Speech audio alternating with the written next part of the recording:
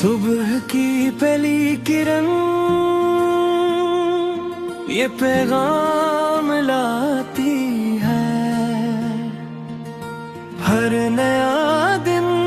نئی امید لے کر آتا ہے، اچھی سوچ کے ساتھ آغاز کرو آج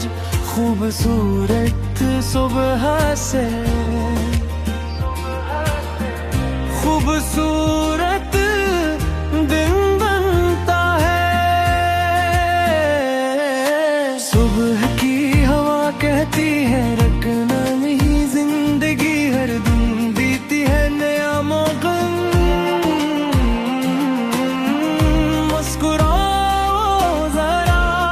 دل کھول کے، یہ وقت بھی تمہار ہے، نئی صبح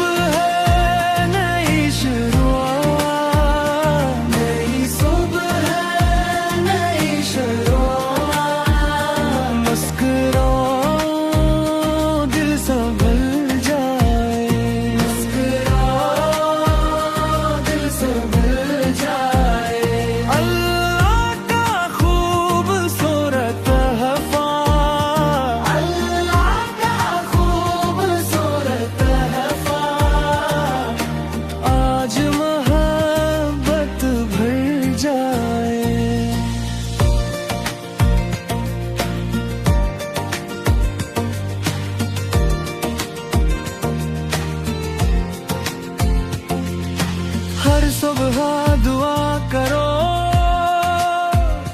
آج بھلا ہوں سکون بھی ہوں، اور کامیابی بھی جو ٹوٹا تھا وہ جڑ جائے، جو چھوٹا تھا وہ پھر مل جائے،